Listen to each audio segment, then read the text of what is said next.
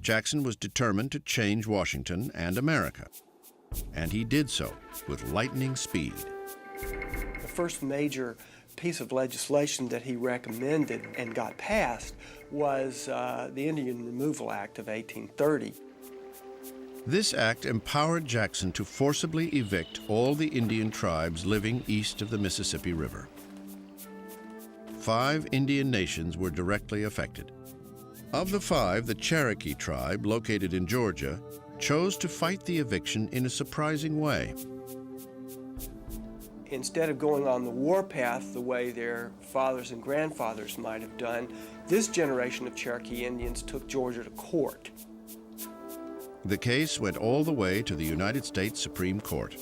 In an historic decision, Chief Justice John Marshall ruled in favor of the Cherokee, saying they did not have to move. But Andrew Jackson thought differently.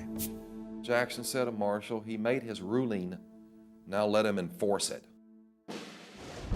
The result was that they were rounded up at gunpoint and forced to move.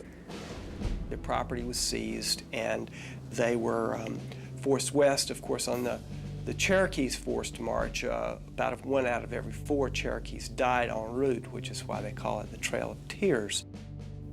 It is, without a doubt, the most controversial decision Jackson would make in his career, and is one of the saddest chapters in American history.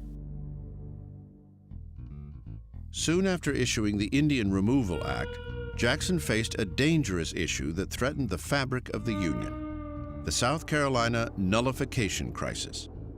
South Carolina was angry about the high federal tariff on imported goods, which helped New England at the expense of Southern planters.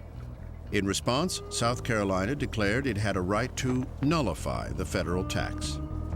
The person who articulated that theory of nullification most clearly was John C. Calhoun, Vice President of the United States.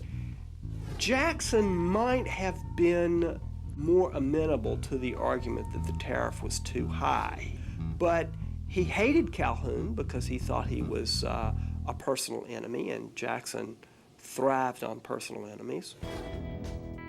From a political standpoint, Calhoun believed Jackson would support him. They were both Southern planters, but Jackson's personal hatred of Calhoun precluded any political sympathy.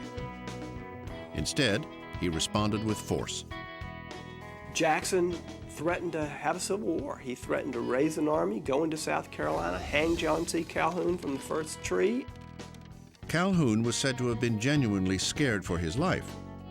But fortunately, cooler heads prevailed. South Carolina backed down, and Congress modified the tariff. As for Jackson, he made it clear that he was the supreme leader of the nation, and that the Union was not going to fly apart under his watch.